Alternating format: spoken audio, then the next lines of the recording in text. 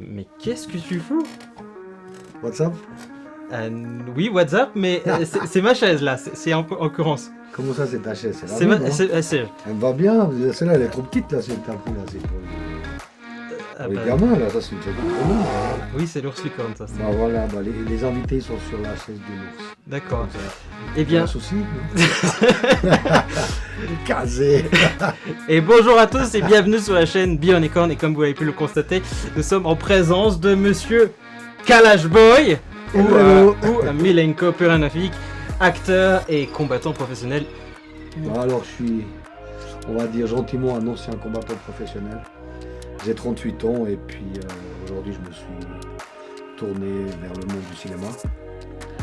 Et puis autrement j'ai fait du MMA bien sûr, et des combats à main nue, du bar knuckle, qui est actuellement très à la mode. Si je comprends bien, c'est que tu fais ça comme ça. Le boxe, il n'y a pas de gants. Si je... Alors, Si tu veux ta chaise, donc ça veut dire que c'est comme ça. c'est comme ça, ouais. Ah d'accord. Ouais, non, t'as quand même un protège donc. Donc c'est que... Ah, oui. Et après, par contre, il n'y a pas de gants. Tu vois, c'est tout. On a juste des bandages pour protéger le poignet. De précision pour les gens qui ne le connaissent pas, cet homme est un grand fou, hein, un grand fou. Donc on va essayer qu'il je sois intact jusqu'à la fin de la vidéo. Ça dépend pas de moi. Ah d'accord, donc Ça dépend des questions quand même, non? parce que moi j'ai entendu que tu as participé au tournage de Hippocrate, la série qui est diffusée sur Canal+. Tu tenais un rôle. Alors je sais qu'on ne peut pas en parler, mais comment ça s'est passé, les tournages et tout, ça doit être dément quoi. Alors, c'est une grande première pour moi. J'ai eu la chance d'avoir été contacté par la maison de production, 31 jours en film, à Paris. Et puis, on était pas mal de candidats à la base. Et donc, j'ai été plusieurs fois sur place pour des castings. Et puis, j'ai été pris au final comme acteur, comédien, sous contrat. J'ai eu la chance de tourner récemment pendant 8 jours à Paris, la saison 3.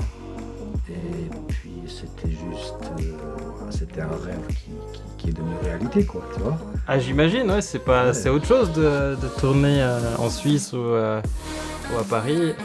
Et bon, on imagine bien que tu peux pas parler de la série en elle-même, mais il y avait qui jouait dedans, quand même, j'avoue quand même, pas taper. Je n'ai jamais vu cette série, hein, je suis pas abonné à Canal+. Mais Donc, tu vas la voir. donc Canal+, si vous voulez me financer ma prochaine vidéo, bah vous pouvez, comme ça je pourrais m'acheter un abonnement chez vous. Il a pas vu de Hippocrate. J'ai vu des extraits, c'est pas mal. Bon, ça va être terrible, surtout la saison 3 là. Alors les acteurs, il y a eu des acteurs très connus comme Alice Belaïdi, qui a joué aussi dans pas mal d'autres séries et films. Il y a eu Karim Leclou, qui est actuellement en train d'exploser en France. Il y a eu aussi Zachary Chasseriau, qui est aussi un acteur très connu. La série, c'est donc réalisateur Thomas Lilti. Et puis les producteurs, c'est Agnès Vallée et puis Emmanuel Barrault. Donc c'est une série Canal+. Oui. Après, il y a eu d'autres acteurs aussi qui sont venus sur place. Donc il y a aussi un combattant, Arès, qui est très connu et qui est en train d'exploser. Et si tout va bien, on risque de le voir cette année à l'UFC. C'est Monsieur Baki Shamsudinov. Donc j'ai eu l'honneur et la chance de pouvoir tourner à ses côtés. Donc c'était juste une semaine extraordinaire. On a rigolé, il n'y a pas eu de bagarre. Ce qui est quand même incroyable parce qu'il y avait plusieurs combattants professionnels. On était, je crois, 3 ou 4 en tout. Mais il y a eu des scènes où un petit peu on se bousculait, mais il n'y a pas eu de punch, tu vois. Bah c'est là qu'on voit aussi finalement ton jeu d'acteur finalement. C'est ouais, j'ai trop kiffé, j'ai vraiment kiffé. Il y avait pas mal à apprendre, tu sais, parce que quand c'est de l'improvisation, ça va, mais quand il faut apprendre un texte bien précis, et puis, tu vois, ça c'était quelque chose de nouveau pour moi. Bien sûr, auparavant, j'ai eu des rôles secondaires, des rôles de figurants aussi, mais un rôle comme j'ai eu dernièrement, vraiment, là, c'était cool. Donc j'ai tourné pour un long métrage également en Suisse, qui s'appelle Passer l'hiver. C'est aussi l'histoire d'un jeune garçon qui est à la base dans les sports de lutte. Ça va être cool, ça va être cool. Ouais. commences à monter? Est-ce qu'il y a d'autres réalisateurs qui t'ont déjà appelé? Alors j'ai une organisation où j'ai combattu en Serbie, dans les pays de l'Est, qui s'appelle le Megdan FC. Et le propriétaire de l'organisation, actuellement il est en train de tourner un long métrage sur la vie du Megdan. Et le réalisateur, attention, c'est monsieur Viktor Sharkanov, celui qui a tourné le film Boyka. Oui. Donc normalement là aussi il devrait avoir un petit rôle. Ça va être aussi un long métrage. Celui-là il va être diffusé sauf erreur sur Netflix. On se réjouit de voir aussi ce rôle. Ouais, là c'est la bagarre. Enfin, c'est aussi une histoire. Hippocrate, c'est vraiment une série rocambolesque. Et puis. Il y a eu un combat ce qui était très spécial. Je me rappelle, j'étais venu te filmer. Pas pour le combat, mais après, tu avais combattu un Turc en Allemagne et il s'est passé un peu un truc spécial. Karim Bengizek. Ouais, tu m'as raconté que tu avais eu le pied qui était coincé. En gros, j'ai été appelé en short notice, genre 2 semaines avant. C'est quoi short notice? Short notice, en fait, c'est quand le combat il a lieu, mais un des adversaires se blesse juste quelques jours avant l'événement, en fait. Et puis là, j'ai été contacté, si je ne me trompe pas, bon, c'était il y a 2 jours quand même. 2 semaines avant, 10-15 jours avant, et puis c'était le main event. Donc, on a été, j'ai accepté, c'était cool. C'est une organisation allemande, GMC. Et puis après, durant le combat, c'était, comme on dit, c'est la faute à pas de chance, tu vois.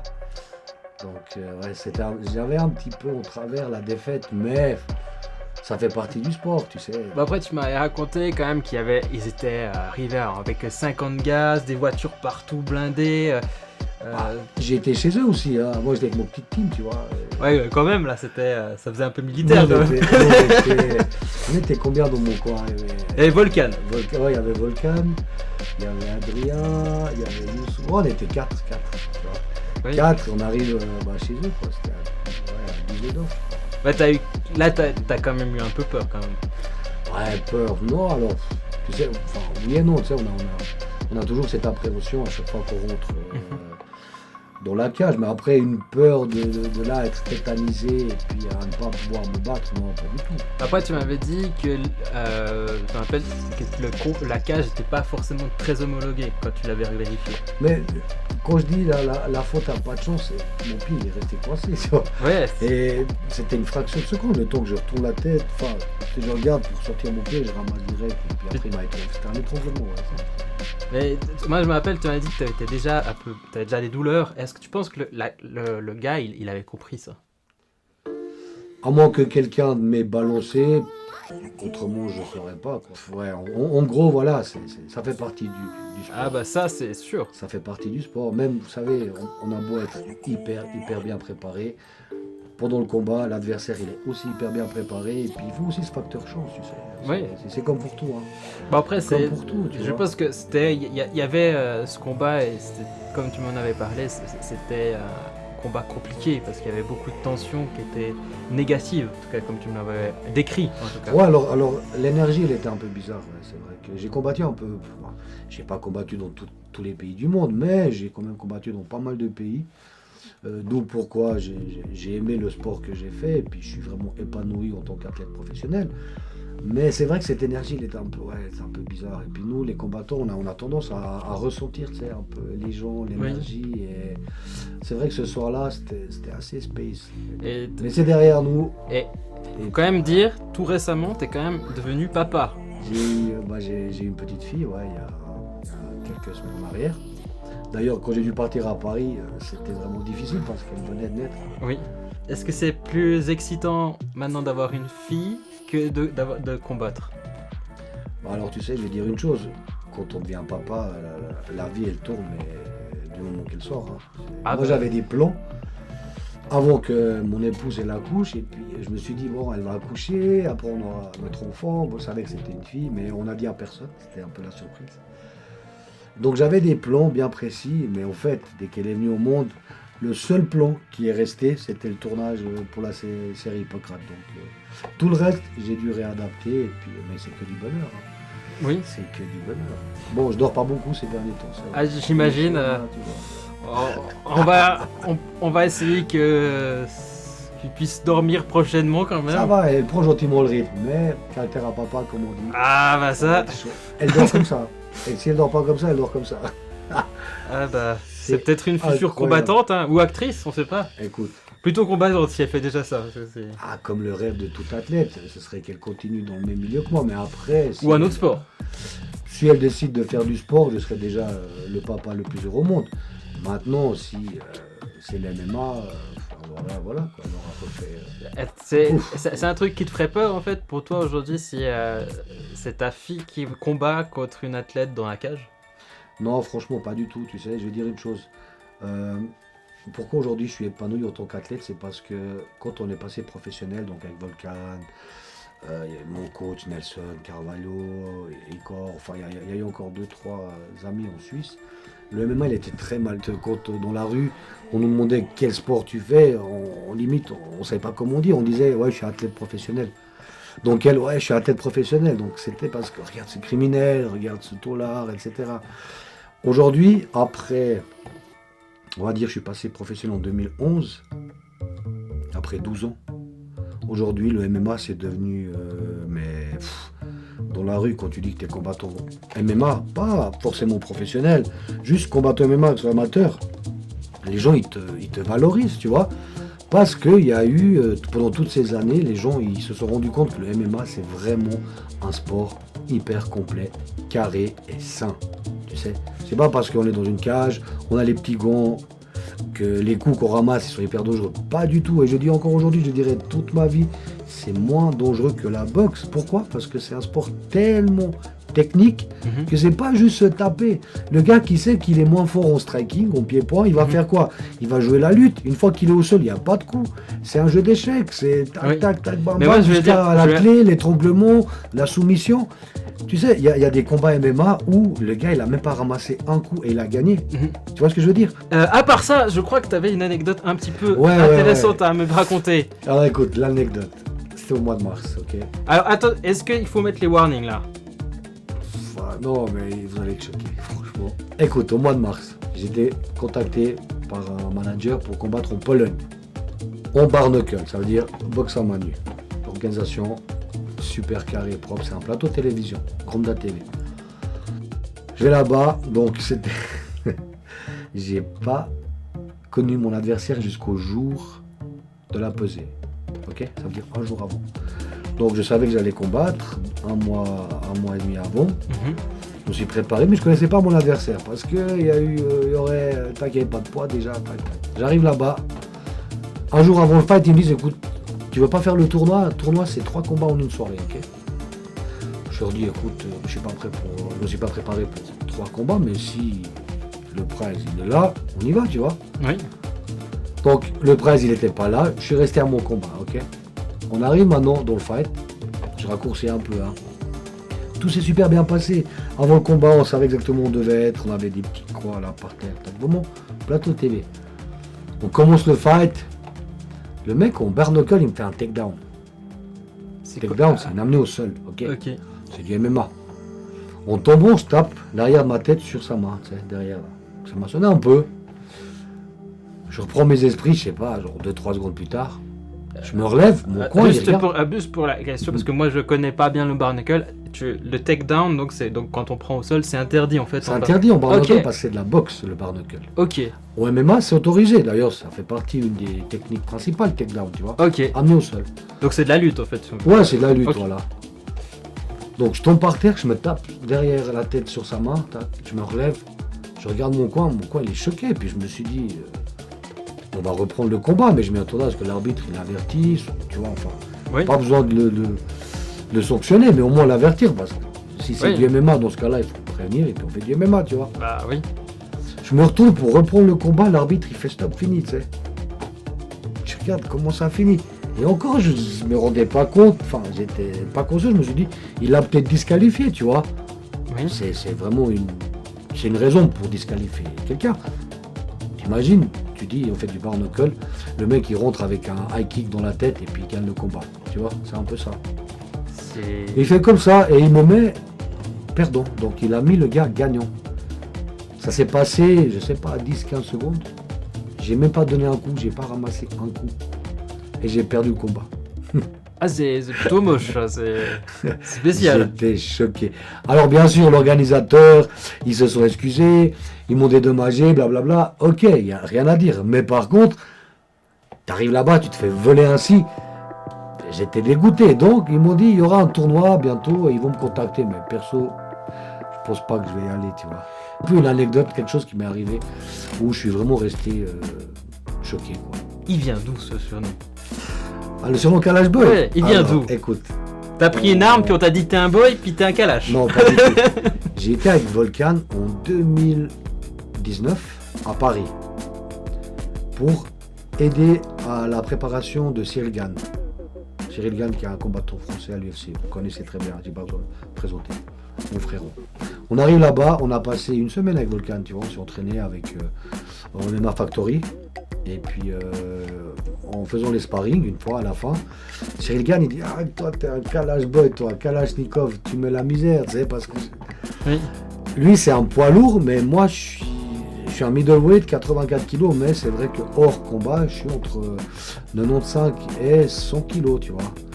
Et puis c'est vrai que j'ai un style assez explosif, donc je suis toujours un peu léger. Cyril Gane d'ailleurs, hein, il fait 115 kg, mais quand il bouge, on dirait qu'il fait 75 kg. Il est impressionnant. Et d'où le surnom Kalash Boy, je l'ai eu de Cyril Gane. Voilà. Ok. Eh ben, qu'on embrasse s'il vient regarder la vidéo. Donc, Il va la regarder, Cyril, t'inquiète. Ah bah.